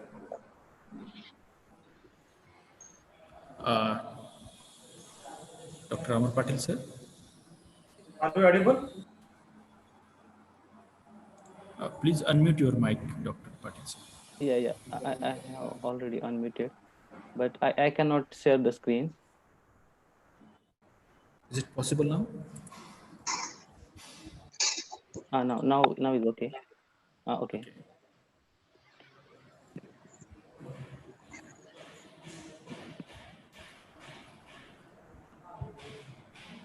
Is it fine, Dr. Yes, sir. Amar Okay. Patil? Yes. Yep. Yes. Thank you, Coach, sir, for nice introduction. I would like to mention thanks to Dr. The college arranged this webinar, DB Bhosale College, Koregaon, and Dr. Vinayak Jamdare, sir, for inviting me for this webinar. Already Coach sir introduced myself. So I am Dr. Amar Patil, J-Space Fellow in Institute of Regional Innovation, Hirosaki University, Japan. I will talk about the recent progress in energy storage devices. This is my plan of presentation. Firstly, I will introduce myself, my research career, then introduction, energy storage devices, fabrication of asymmetric supercapacitors, and the conclusion. As already mentioned, Dr. Kosti sir about me, I have completed my bachelor degree and master degree in physics at Shivaji University, Kolhapur. Also, the doctor of philosophy in physics at Shivaji University, Kolhapur, under the guidance of Professor C.D. Lokande sir. Then the postdoctoral position in Suncheon National University, South Korea. And the current position is J-Space Postdoctoral Fellow in Japan, Hirosaki University, Japan. As the Dr. Nilesh Chodankar mentioned and discussed about the supercapacitor, I am also working on the supercapacitor, and I am fully agree with Dr. Nilesh Chodankar. Firstly, I will introduce the introduction of energy storage devices. Firstly, the energy storage devices, we can store the electrical energy or different types of energy in the energy storage devices. There are some the methods to store the electrical energy. Firstly, the electrical, I will focus on the electrical and electrochemical energy storage devices. Um, Firstly, the capacitors, supercapacitors, electrochemical capacitors, and the batteries. This figure shows the Raman plot, which contains the power density and energy density, the plot. as the Dr. Nilesh mentioned about that, what is the power density and the energy densities. I never talk. I will not talk on that topic. So um, the power density, energy density, the plot shows the supercapacitor is an intermediate stage between the ordinary conventional capacitors and the batteries. So the supercapacitor have a higher power density as compared with the batteries, and but the lower energy density as compared with the batteries, but the higher energy density as compared with the ordinary conventional capacitors. Here are some examples of the batteries and the supercapacitor. Now recently, the batteries have energy density is around 200 to 265 watt hour per kg, but the supercapacitor, the energy density is lower as compared as lower than 30 watt hour per kg. As we know that the higher power consumption and the fossil fuels are going to vanishes, so we have to use the renewable energy sources like thermal power plant, hydropower plants, the solar power plants, and the wind power plants, and we can utilize this energy to our uses like the factories, houses, cities, and the offices, and also the electrical vehicles. So but the energy renewable energy sources are not available at all times, so we have to utilize, we have to store this energy in energy storage devices like the like batteries, supercapacitors, or fuel cells. But the energy storage device, we have to maintain the cost of all plants and all energy and energy storage and energy generation. So we have to prepare the energy storage devices which have a low cost, high power density, and it can run in all seasons, all climates, like a lower temperature to higher temperatures, and it can be fully recyclable. These are the some energy generation sources like coal fire sources is situated in the US, and it can generate 1928 milliwatt electrical. And also the other plants in nuclear plants, then geothermal plants, and the hydrothermal plants situated at China, it can generate 87 terawatt hour electricity. And also the solar power plants and wind turbines. These are the energy storage devices, fuel cells, batteries, supercapacitors, and capacitors. Generally, the fuel cells and batteries have higher power, higher energy density as compared with the supercapacitors and the capacitors. But the supercapacitors and capacitors have higher power density as compared with the batteries and the fuel cells. I will firstly talk about the batteries. What the evolution of a battery, how the development make in the batteries. So I will firstly talk about the batteries. Firstly, the Alexander Volta, we know about the scientist. He made the first Voltaic pile, the first chemical battery, and he developed one battery. We can see the picture of this battery, first Voltaic battery. Uh, this battery can run by zinc electrodes and the copper electrodes, and here is the sulfuric acid as an electrolyte. But we know that the sulfuric acid provide the H plus ions, and this chemical reaction we can see 2H plus 2 electron minus gives the hydrogen gas. So in that Voltaic pile, the hydrogen gas will be generated. So this is the main issue for the batteries. So this battery cannot run to utilize all the energy and to store the electric energy. So the Peter, this scientist, his friend, Voltaire's friend, Alexander Voltaire's friend, he disagreed with this concept. He just told this phenomena can occur due to the two metals connected with the moist intermediary, and he proved this values this concept by the Lejeune Charles, and he published his work in 1791. In next, the issue about the hydrogen production, we have to solve this issue by different models and different designs of the batteries. So the John Frederick Daniel developed the Daniel cells in 1836, and he used the copper pots, and he used the two electrolytes in the copper sulfate solution and the another with sulfuric acid. So his concept is to eliminate the hydrogen bubbles problem found in the Holtec pile, and his solution was to use the second electrolyte to consume the hydrogen. So the another scientist, Zomboini, the scientist developed the first zinc carbon cell, the first dry cell, and this is the design of first zinc carbon cell. He used the carbon rod as a positive electrode, and the metal zinc cage as the negative, and he used the manganese and ammonium chloride as energy storage or materials. In next step, the scientist Jugner developed the nickel cadmium batteries, the first alkaline batteries and he commercialized this battery. But these batteries have some issues. This is a rechargeable battery, but these batteries have some issues about the hydrogen production. So this battery cannot be work as for long times, and these have leakage problems. In next step, the Thomas Edison developed the nickel iron battery, and he tried to solve the problems, the drawbacks related to nickel cadmium batteries, and he developed just replace the cadmium by iron, and he developed the nickel iron battery, and he commercialized this battery in 1903. In next step, the scientist Lewis started experimentation on the lithium ion batteries, and in 1985 the scientist Akira Yoshino developed and tried to commercialize this battery. In 1991 Sony commercialized this lithium ion battery. So the concept is that these three scientists get the Nobel Prize in 2019 in chemistry, and he developed these three persons developed the lithium ion batteries. The concept is firstly, Mr.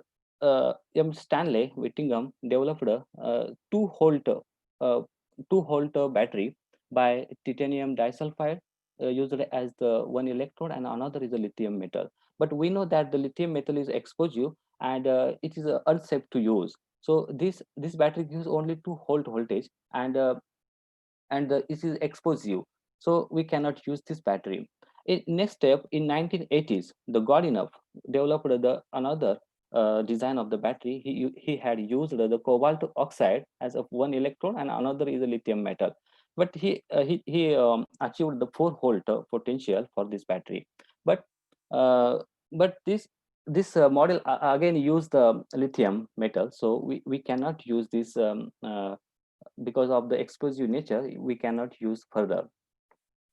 In 1990s century, in 1990s, Akira Yoshino developed the one cell, and he just replaced this electrode. This is the lithium electrode in other designs, and he just replaced this electrode by the petroleum coke.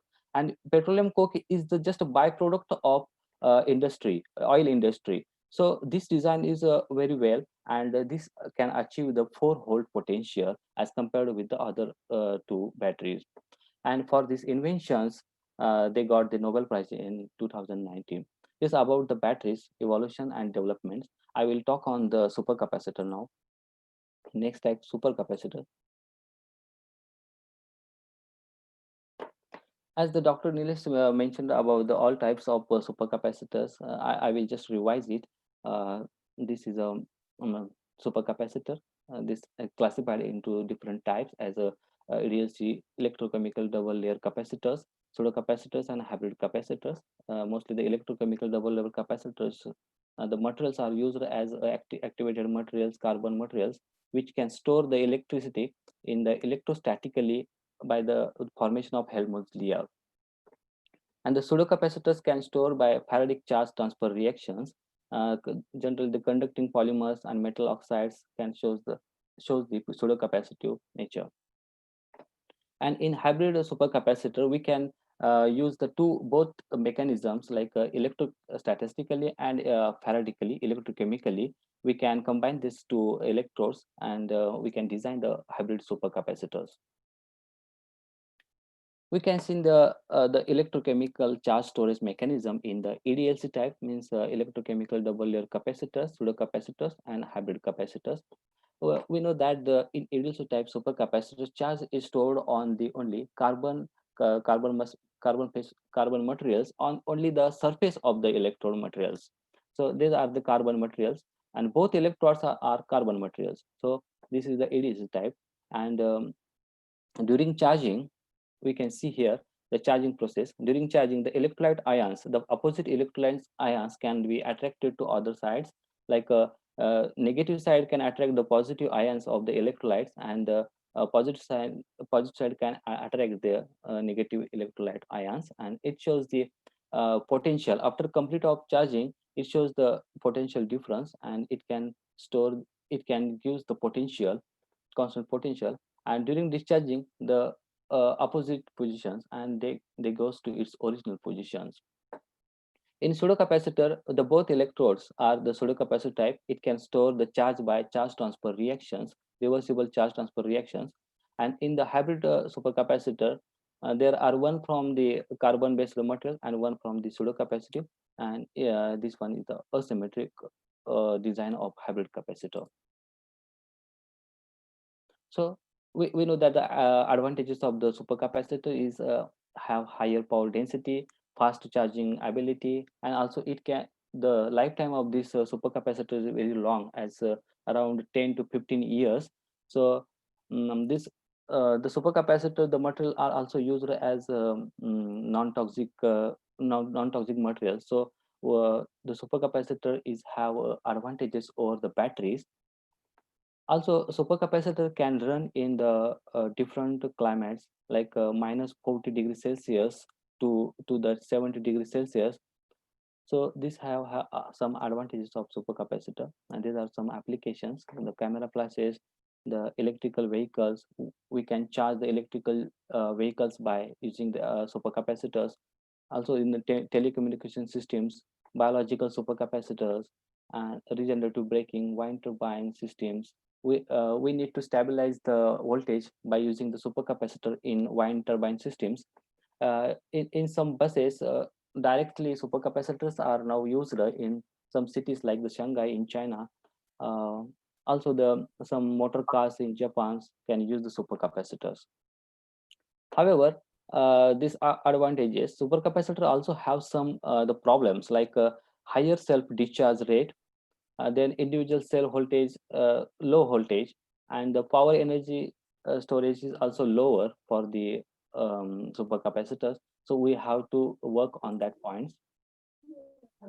So the requirements for the for improvement of the pseudocapacitor performance of the supercapacitors. Firstly, we have to make the some electrode materials which have high area, surface area of electrodes.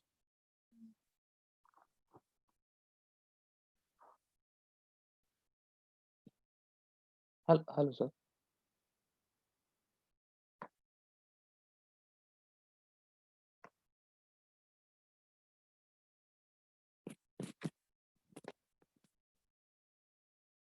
Hello.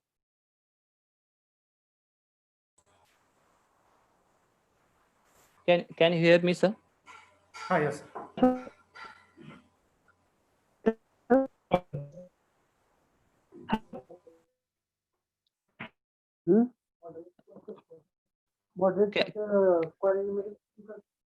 Can you hear me, sir?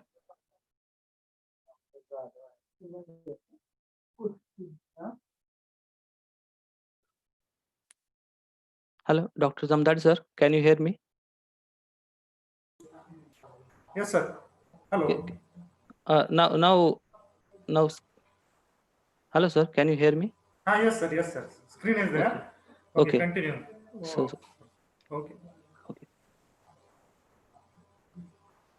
So this one is the designs for asymmetric and hybrid supercapacitor devices. Dr. Nilesh also mentioned about that. This one is CV curve for ADS type supercapacitor. This one is a pseudocapacitor materials, which shows the low intense the peaks, and also the battery type electromaterials. We can assemble the asymmetric supercapacitor. This is we can design the different types of asymmetric supercapacitor by combining ADLC type and pseudocapacitive materials. There are some designs. And this one is the hybrid device design. We can combine the ADLC and the pseudocapacitive materials with the battery type materials. So designing the battery type and pseudocapacitive materials, we can improve the energy density of the pseudocapacitor of the supercapacitors. So these are the surface morphologies of electrodes, which I had prepared by different chemical methods. These are some metal oxides and metal sulfide electrodes. Also the battery type materials combined with the pseudocapacitive materials for the supercapacitor application. So I had designed some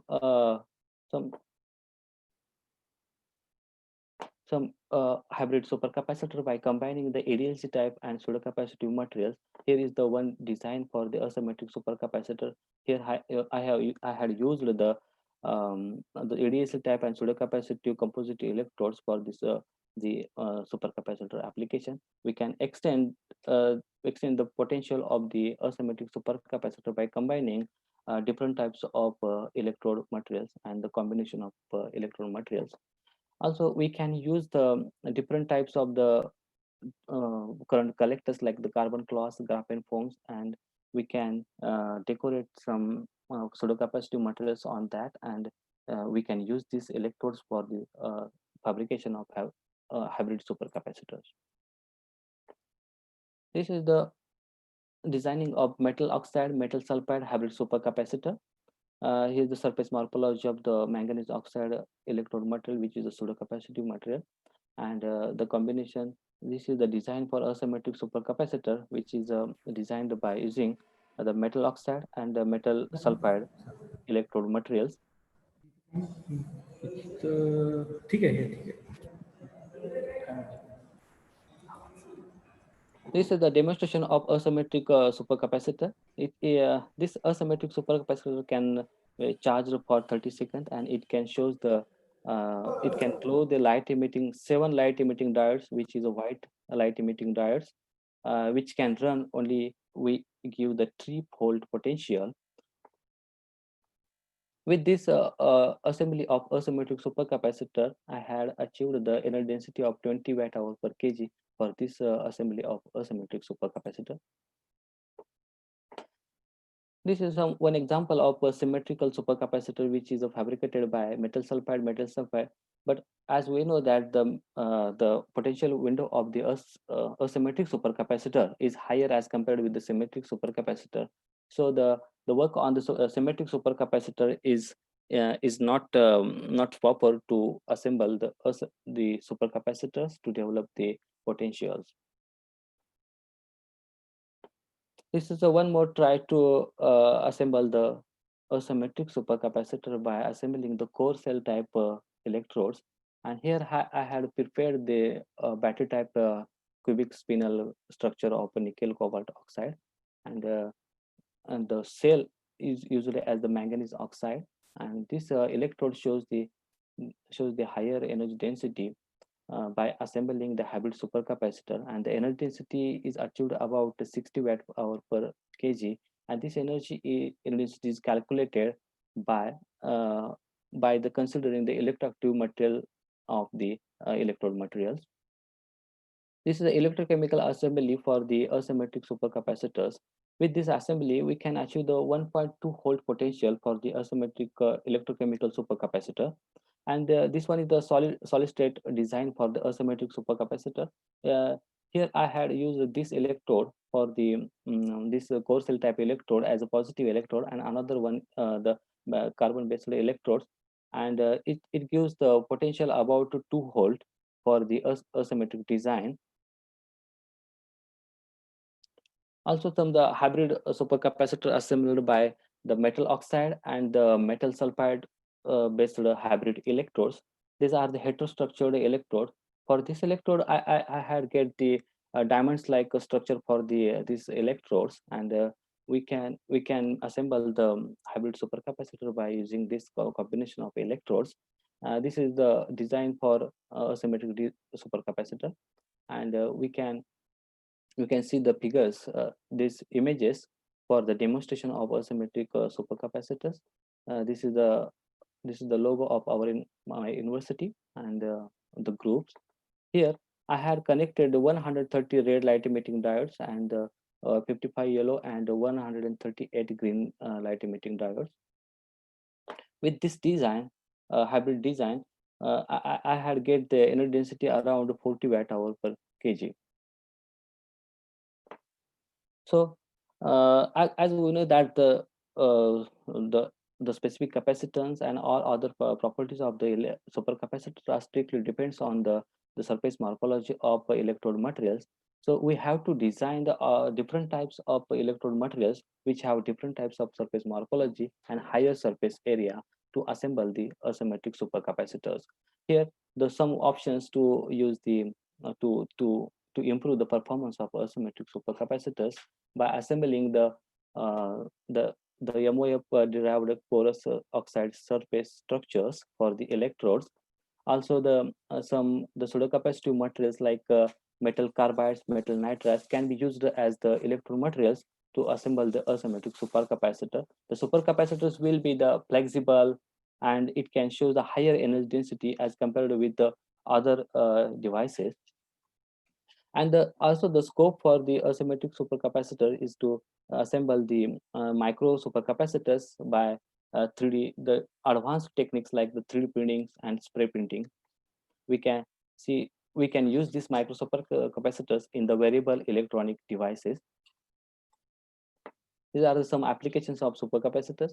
As I mentioned about that, we can see we can use the supercapacitor and hybrid supercapacitors in regenerative braking, electrical vehicle charging systems, and some buses, camera flashes, and also in street lighting for stabilization of voltage in the wind turbines, motor race car, also in forklift lifts, railways, and buses.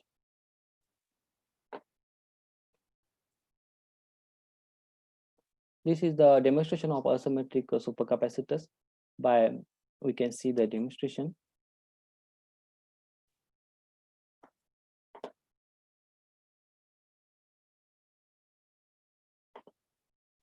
Initially, these two pouch type asymmetric supercapacitors are connected in series, and this initially charged for 30 seconds with the 3.5 volt potential.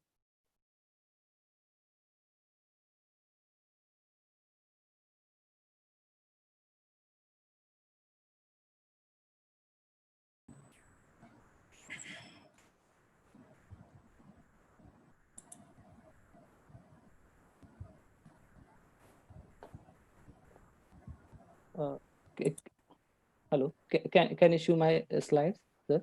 Yeah, Yes, yeah. sir. Yes, yes, sir. Yes, sir. Very nice. Very nice. Okay. So initially, this device is charged for 30 seconds, and during discharging, it can close the light emitting diodes. These are 131 light emitting diodes. These are red and these are white. We can see the demonstration of asymmetric supercapacitors. It can close very intensively at the first. It indicates that the higher power density of supercapacitors, and it can run for the long time. It can run around more than 2 minutes, and this one's for 7 minutes. It indicates that the higher energy density of these hybrid supercapacitors.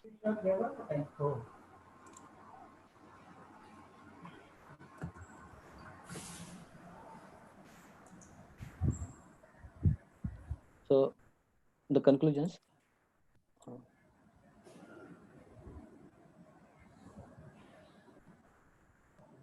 The energy density of supercapacitors are improved by using different types of different surface morphological electrodes, and using the MOFs like the metal organic frameworks, core cell electrodes, we can improve the energy density as well as the potential of asymmetric supercapacitors. And designing of asymmetric supercapacitor is also the hot topic for researchers in supercapacitor. We can develop the solid state supercapacitor by using the polymer gel electrolytes. And also the micro supercapacitor are future energy source for variable electronics. This is my institute and is located at Hirosaki University here in Japan. This is a research group. And Tokyo, this is life in the Japan. I am living in the north part of Japan. Here is the winter in Amori, some ceremonies in Japanese culture. The acknowledgement. Thank you to Japan Society for Promotion of Science, JSPS, for giving me this fellowship. My supervisors, Professor Sid Lokande and Professor Koregaon, for continued support. And Raj Shikshan Sanstha, DP Bhosale College, Koregaon, Satara, Maharashtra, for inviting me as a lecture for this webinar. Thank you for your attention. Thank you so much, sir.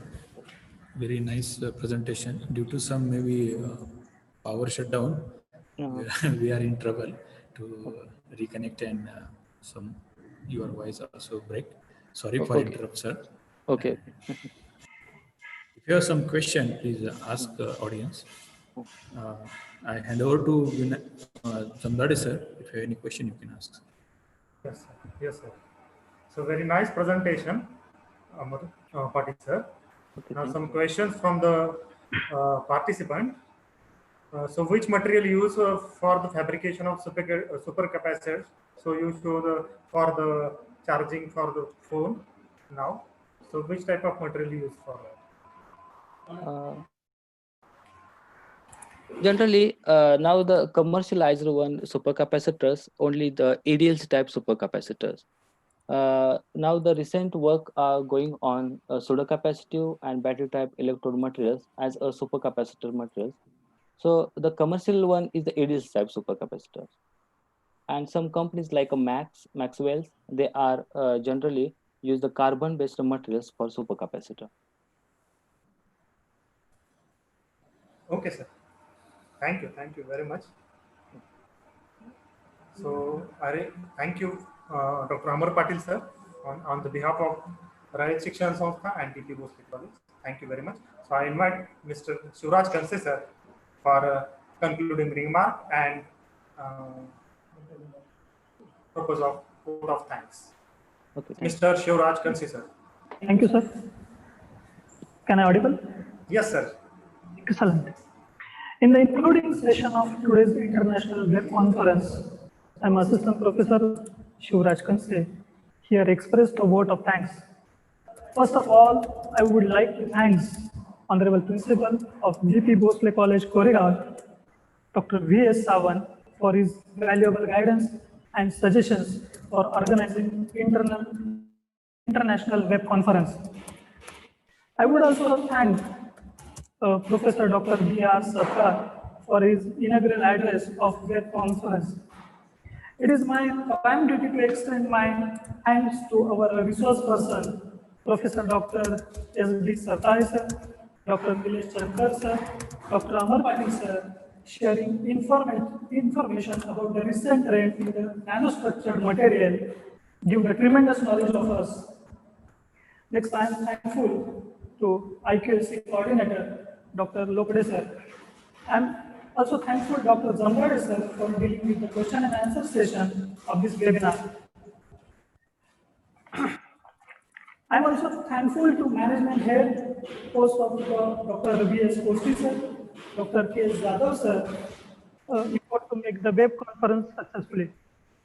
I am also thankful to my colleagues, teaching and non-teaching staff, of their timely help. Last but not least, I am also thankful to all the participants of meeting the web conference successfully. With the kind permission of principal of our college, I here to declare that today's web conference is over. Thank you so much.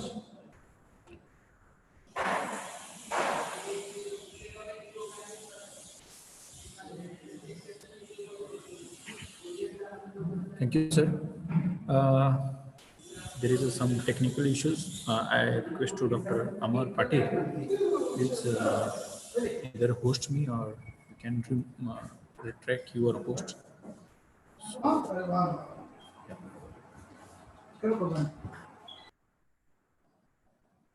I request to Dr. Amar Patil. Can you hear me, Patil sir?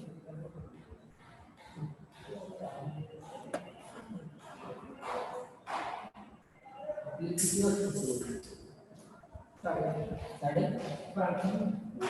sir. Can you hear me? Yeah, Dr. Patil Posti, sir. sir. Yeah, there Sir. is a one request, sir. Due to Sir. power shutdown. Okay, sir. Yeah, we, you are a host now, so we cannot do other things. So can you retract it, and if possible, you can do. Okay, okay, sir. I will try to solve this issue.